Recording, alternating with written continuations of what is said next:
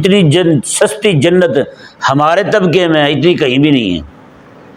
جیسے آپ جاتے ہیں نا محافل میں، نعت خواں جو ہیں وہ جنت کا ٹکٹ جیب میں رکھتے ہیں، جنت ایسے بانٹ رہے ہیں جیسے ریوڑیاں بانٹ رہے ہیں۔ اتنی تو جلدی باہر کوئی جناب میٹھا نہیں بانٹتا، کوئی دلیہ نہیں بانٹتا باہر، اتنا جلدی یہ جنت بانٹ دیتے ہیں پکڑ کے۔ اللہ تعالیٰ کا عذاب اتنا سخت ہے جسے اللہ تعالیٰ نے دردناک عذاب قرار دیا ہے۔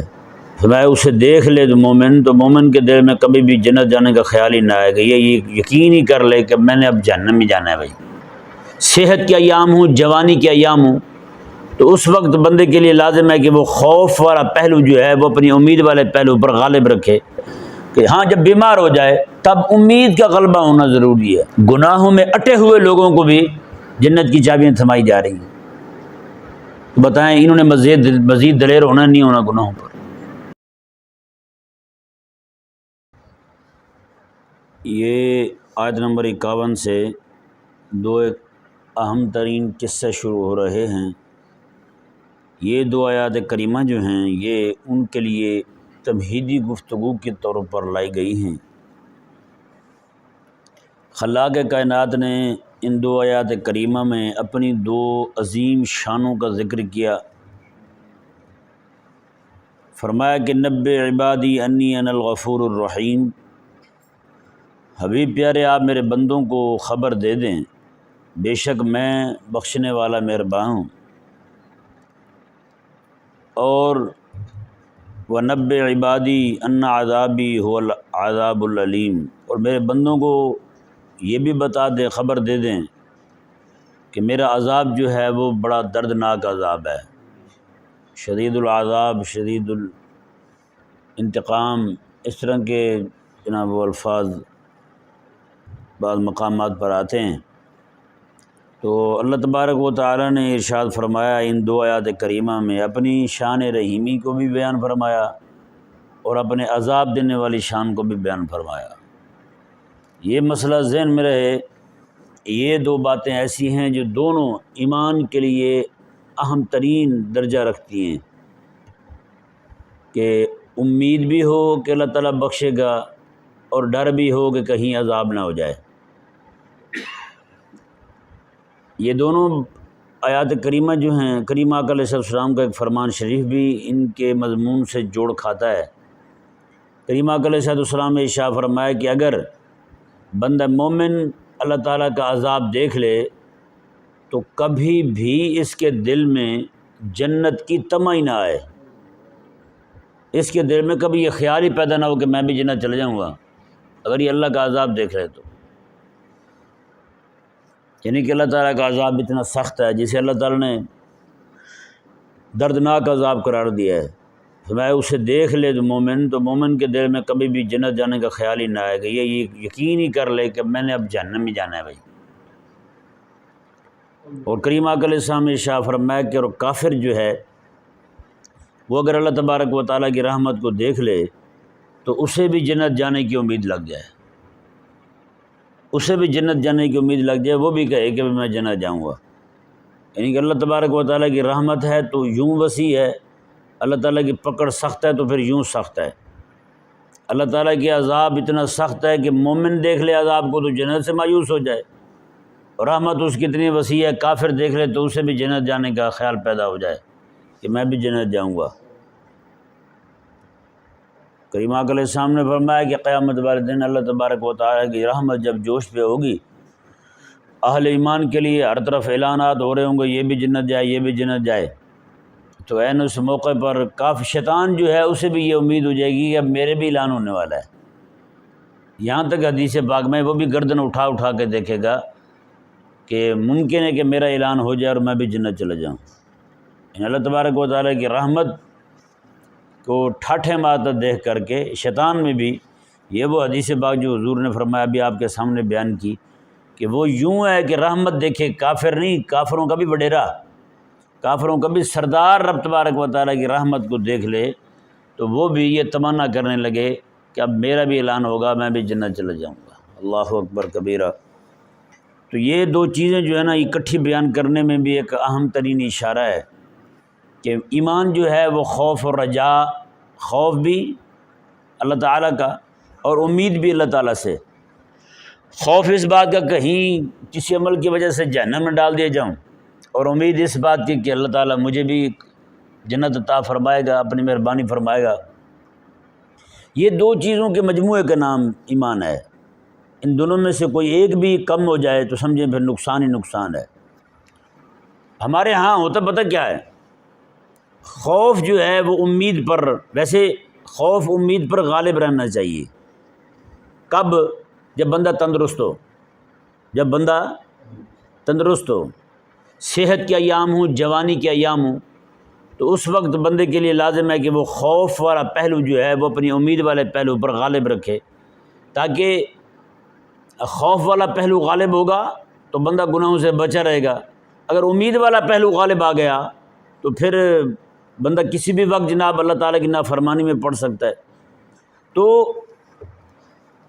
حالت صحت میں، حالت جوانی میں، خوشحالی کے ایام میں جتنا بندے پر خوف غالب ہوگا اتنے بندہ گناہوں سے بچا رہے گا۔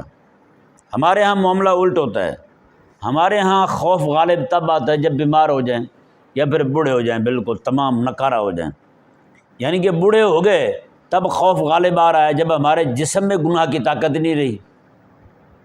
گناہ کی طاقت ہو تو بندہ توبہ کرے، جب دیکھے کہ بالکل گناہ کی طاقت نہیں رہی تو پھر کہا کہ چلو اب ہم گناہ چھوڑ رہے ہیں۔ چھوڑ کہاں رہے ہو؟ تم سے تو چھڑوا لیا گیا ہے، تمہارے اندر ہمت نہیں رہی۔ کسی بندے کے دانت گر جائیں اور وہ کہے جی میں گوشت نہیں کھاتا، یہ کیا طریقہ ہوا؟ بھیڑیا جو ہے وہ اچھل کود کے حملہ کر سکتا ہے، جب بوڑھا ہو جائے، بالکل بیکار ہو جائے، تب کہے جی ہم تو کسی جانور کو تنگ بھی نہیں کرتے، ہے یا نہیں؟ ہاں، تب کہے جی ہم تو کسی جانور کو تنگ نہیں کرتے، کسی پہ حملہ نہیں کرتے، ہم تو اس کے خلاف ہیں۔ ہاں، جو ملنے کے لیے آئے، حال پوچھنے کے لیے آئے، اس کو چیر پھاڑ لیں تو وہ ایک الگ بات ہے، وہ چونکہ گھر آیا خود، ہم کون سے اس کو خط بھیجا تھا ہم نے، تو آیا وہ خود آ جائے تو پھر الگ بات ہے، لیکن ہم نہیں بھی کسی پہ حملہ کرتے، کسی کو کیوں تنگ کریں؟ تو اب زندگی ساری چیر پھاڑ کرنے کے بعد جب اس کے اندر ہمت نہیں رہ گئی تو اب جناب وہ کہے کہ جی میں بالکل توبہ کر کے بیٹھا ہوں، تو یہ اس کی توبہ کون سی توبہ ہے؟ سمجھایا نہیں سمجھایا مسئلہ؟ تو اہل اللہ فرماتے ہیں کہ بندہ مومن پر جس وقت یعنی کہ صحت کے دن ہوں، اس کے جوانی کے دن ہوں، اس کے ان ایام میں اس بندے پر خوف کا غالب ہونا ضروری ہے، خوف کا غلبہ ہونا ضروری ہے، کہ ہاں جب بیمار ہو جائے تب امید کا غلبہ ہونا ضروری ہے، کیونکہ بیمار ہو گیا بندہ، اس پر مزید خوف کا غلبہ ہوگا تو اس کی طبیعت جو ہے وہ مزید نڈھال سے نڈھال ہوتی چلی جائے گی۔ کیا حکیمانہ بات کی ہے ہمارے بزرگوں نے یار۔ جب تندرست ہے تو وہ خوف غالب ہو، خوف جب غالب ہوگا تو اس کے اندر سے گناہوں کی ہمت جو ہے وہ کمزور پڑے گی، گناہوں کی ہمت جو ہے وہ کمزوری پکڑے گی تو بندہ گناہوں کی طرف مائل نہیں ہوگا۔ اگر وہ بیمار ہو گیا یا بوڑھا ہو گیا بالکل تمام، اب اس پر خوف کا غلبہ آ گیا ہے تو اب وہ مزید جب خوف کا غلبہ آئے گا تو مزید وہ موت کے قریب چلا جائے گا، جلدی روانہ ہو جائے گا دنیا سے۔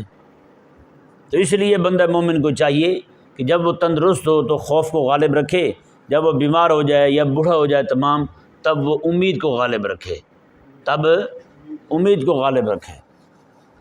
یہ دیکھیں ان دونوں کے غلبے اور عدم غلبہ کی صورت میں نفع کیا ہوتا ہے اور نقصان کیا ہوتا ہے وہ میں آپ کے سامنے کھولتا ہوں۔ مثال کے طور پر کسی بندے پر اللہ تبارک و تعالیٰ کی امید کا غلبہ آ گیا تندرستی میں، جوانی میں، اب امید کا غلبہ، اللہ تعالیٰ کی رحمت کی امید کا غلبہ جو ہے یہ بندے کو گناہوں پر دلیر کر دے گا، گناہوں پر دلیر کر دے گا۔ جیسے آپ جاتے ہیں نا محافل میں، نعت خواں جو ہیں وہ جنت کا ٹکٹ جیب میں رکھتے ہیں، جو بھی 500 روپے دے تو فوراً حاجی صاحب کو اٹھا کے جنت کے پھینک دیا اندر اور دروازہ بند کر دیا۔ ہاں جی حاجی صاحب سبحان اللہ، یہ نہیں اکیلے نہیں ہیں، 1000 روپے مزید دے دیں تو پھر تو ایسے سمجھیں کہ سونے پہ سہاگا ہے، پورا خاندان ہی حاجی صاحب کا جنت میں، ہوتا ہی نہیں ہوتا، ایسے جنت بانٹ رہے ہوتے ہیں، اللہ اکبر، جیسے ان کے ابا جی کی ہو، تو بھی جنتی، یہ بھی جنتی، وہ بھی جنتی، سارے جنتی، بات سبحان اللہ ایک بار اونچی پڑھ دیں سارے جنتی ہیں۔ یہ حساب ہوتا ہے۔ جنت ایسے بانٹ رہے ہیں جیسے ریوڑیاں بانٹ رہے ہیں، اتنی تو جلدی باہر کوئی جناب میٹھا نہیں بانٹتا، کوئی دلیا نہیں بانٹتا باہر، اتنا جلدی یہ جنت بانٹ دیتے ہیں پکڑ کے۔ اللہ تعالیٰ محبوب علیہ السلام کے صحابہ کو فرما رہا ہے افحسبتم ان تدخلوا الجنۃ ولما یعلم اللہ الذین جاہدوا منکم ویعلم الصابرین، میں کہ تم نے کیسے خیال کر لیا، تم نے کیسے سوچ لیا کہ تم ایسے جنت چلے جاؤ گے، ابھی تو تمہیں ہم نے میدان جہاد میں نہیں اتارا، ابھی تو تمہارا صبر آزمایا نہیں گیا، تمہارا جہاد آزمایا نہیں گیا، تو تم نے کیسے سوچ لیا کہ تم ایسے جنت چلے جاؤ گے۔ جب محبوب جنہوں نے حضور کو دیکھا ہو، حضور کو دیکھ کے جو اپنے اوپر جنت واجب کیے بیٹھے ہوں، ان کا جنت کا داخلہ روک دیا جائے جب تک جہاد میں نہ چلے جائیں۔ ہاں جی مولوی صاحب آپ نے تو جہاد ہی ہمیشہ حلوے پہ کیا ہے، آپ کی تو ساری کوشش جناب 11ویں شیف کی کھیر پہ ہوئی ہے، آپ نے تو کبھی وہ غلبہ حق کا آپ نے تو وہ بدر پڑھا ہی نہیں ہے ابھی تک، جانا کہاں ہے وہاں آپ نے۔ وہ جنت ایسے بانٹ رہے ہیں جیسے جناب اندھا دھند خیرات بڑھ رہی ہو۔ وہ چاول بانٹنے والا بھی دیکھ کے دیتا ہے، گھروں میں عموماً خواتین جاتی ہیں نا چاول بانٹنے کے لیے، تو وہ بھی دیکھ کے دیتی ہیں یہ کون سا تعلق والا ہے، وہاں زیادہ دینے ہیں کہاں تھوڑے دینے ہیں، اور یہ صرف 500 پہ جناب جنت پوری الاٹمنٹ کاغذ تیار کر کے دیں گے، وہیں پہ ہزاروں لوگوں کے سامنے اعلان ہو جائے گا یہ جنتی ہے۔ اور رب تعالیٰ جس کی جنت ہے وہ یوں اعلان نہیں کرتا، امام الانبیاء علیہ السلام نے جن لوگوں کے لیے اعلانات کیے ہیں وہ کتنے لوگ ہیں یار، وہ کتنے لوگ ہیں جن کے لیے اعلانات ہوئے ہیں، لیکن یہاں سبحان اللہ اندھا دھند کمال کر دیے۔ ویسے انہوں نے جتنی سستی جنت ہمارے طبقے میں ہے اتنی کہیں بھی نہیں ہے یہ نہیں، سبحان اللہ، اللہ تعالیٰ ان کی شر سے محفوظ فرمائے۔ تو خوف کا غلبہ، یہ امید کا غلبہ بتا رہا تھا، امید کا غلبہ ہو گیا نا جی جوانی میں، حالت صحت میں، تو بندہ جو ہے وہ گناہوں کی طرف بڑھے گا، اس کے پاؤں گناہ کی طرف بڑھیں گے، اور اس کا ذہن بن جائے گا اللہ بخشنے والا ہے، اللہ بخشنے والا ہے۔ کسی کو کہہ دیا جائے نا یہاں یار یہ تو آپ اس کام میں پڑے ہو، اس کو چھوڑ دو، پتہ آگے سے کیا کہتے ہیں مولوی صاحب، آپ کو کیا پتہ اللہ تعالیٰ کتنا غفور الرحیم ہے، اللہ تعالیٰ کتنا غفور الرحیم ہے۔ میں نے کہا یار افسوس ہے مجھے اس مولوی پر جس نے آپ کو غفور الرحیم تو سنایا، تو ساتھ ہی اگلی آیت ورنہ عذابی ہو العذاب العلیم نہیں سنایا اس نے۔ دیکھیں اکٹھے ہیں نا جی، ان الغفور الرحیم بھی ورنہ عذابی ہو العذاب العلیم بھی، دونوں اکٹھے ہیں۔ اب اس بیچارے نے اس کو صرف غفور الرحیم یاد کروا دیا ہے، غفور الرحیم یاد کروایا تو بس چھٹی، اب اس کے لیے ہر طرح کا گناہ حلال ہو گیا، بخشے جائیں گے جی بخشے جائیں گے۔ اب معاملہ پتہ کیا ہوا، نقصان کیا ہوا ہے، لوگ جو ہیں وہ نعوذ باللہ من ذالک اللہ تبارک و تعالیٰ کی رحمت کو دیکھ کر گناہوں پر دلیر ہو گئے، جتنے وسعت ہم نے بیان کر دی ہے نا اللہ تعالیٰ کی رحمت کی، اور اللہ تبارک و تعالیٰ کا عذاب ساتھ بیان نہیں کیا۔ ہمارے بزرگ فرماتے ہیں کہ یہ کسی علاقے میں لوگ جو ہیں وہ گناہوں میں مبتلا ہوں تو اس علاقے کے اندر اللہ تبارک و تعالیٰ کی رحمت کا بیان کرنا ہی منع ہے۔ اللہ تعالیٰ کی رحمت یوں وسیع ہے، اللہ تعالیٰ کی رحمت یوں وسیع ہے، وہ کہتے ہیں کہ جہاں لوگ گناہوں میں مبتلا ہوں وہاں اللہ تعالیٰ کی جہنم سے ڈرایا جاتا ہے انہیں۔ کیا ہوتا ہے؟ اللہ تعالیٰ کی جہنم سے ڈرایا جاتا ہے، اس کے عذاب سے ڈرایا جاتا ہے، اللہ تعالیٰ کی پکڑ ہونے والی ہے، انسان بن جاؤ، بندے بن جاؤ تم ہیں۔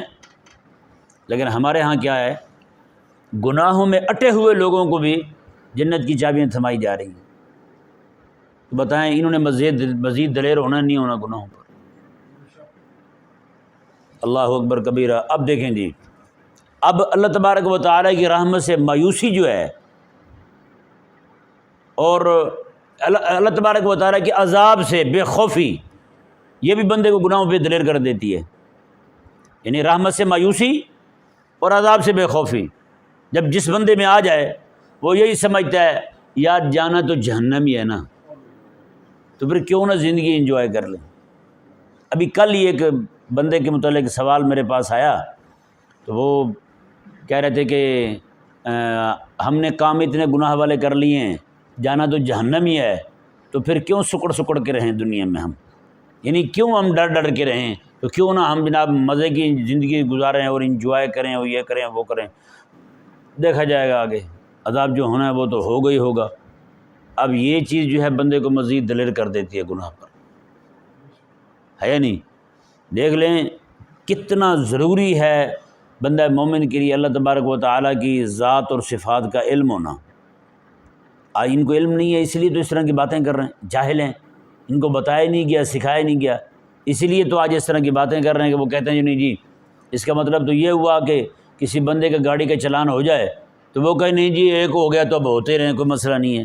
کیا کو کبھی کرے گا اس طرح؟ کبھی بھی نہیں کرے گا۔ لیکن جب بات آتی ہے خلاق کائنات کی، اللہ تعالیٰ کی بارگاہ کی، تو وہاں اتنے نڈر ہو جاتے ہیں، اتنے دلیر ہو جاتے ہیں، دریدہ دہن ہو جاتے ہیں، منہ پھٹ ہو جاتے ہیں، وہ کہتے ہیں کوئی نہیں خیر ہے، دینا تو اس نے عذاب ہی ہے، چلو کیوں نہ پھر مزید گناہ کریں۔ استغفر اللہ استغفر اللہ۔ یہ ان کو کس چیز نے اس بات پر دلیر کیا ہے، کس چیز نے ان کو اس بات پر آمادہ کیا ہے؟ وہ اللہ تبارک و تعالیٰ کی رحمت سے مایوسی اور اللہ تبارک و تعالیٰ کے عذاب سے بے خوفی، اس چیز نے ان کو دلیر کر دیا ہے۔ ہونا یہ چاہیے بندہ مومن کے لیے، جب تندرست ہو تو اس پر خوف کا غلبہ ہو، جب بیمار ہو جائے اس پر اللہ تعالیٰ کی بارگاہ سے امید کا غلبہ ہو، جب بندہ مومن جو ہے جوانی میں ہو، گناہ کی طاقت ہو تو خوف کا غلبہ ہو، جب بڑھاپے کو چلا جائے پھر امید کا غلبہ ہو جائے اس پر۔ گناہ کیے ہیں پچھلے تو اس پہ توبہ کرے، یہ نہیں کہ جناب صرف امید لگا کر بیٹھ رہے گناہوں پہ توبہ ہی نہ کرے، یہ غلط بات ہے۔ جتنے گناہ ہوئے ہیں زندگی سے ان سے توبہ بھی کرے، اللہ تعالیٰ کی بارگاہ میں معافی مانگتا رہے گا، مولا مہربانی فرما معاف فرما دے مجھے۔ تو یہ دو آیات کریمہ جو ہے نا جی، یہ آگے جو مقدمہ، آگے جو دو واقعات آ رہے ہیں ان کے لیے یہ دو آیات کریمہ مقدمہ کی حیثیت رکھتی ہیں۔ اللہ تعالیٰ نے دو واقعات بیان فرمائے، ایک جو ہے وہ نبّ عبادی انی انا الغفور الرحیم کی شان کو ظاہر کر رہا ہے، اور دوسرا جو ہے وَأَنَّ عَذَابِي هُوَ الْعَذَابُ الْعَلِيمُ کی شان کو ظاہر کر رہا ہے۔ ٹھیک ہے نا جی؟ اللہ تبارک و تعالیٰ کی بارگاہ میں دعا ہے کہ جو کچھ سنا مولا تعالیٰ اسے یاد رکھنے کی، عمل کرنے کی توفیق عطا فرمائے۔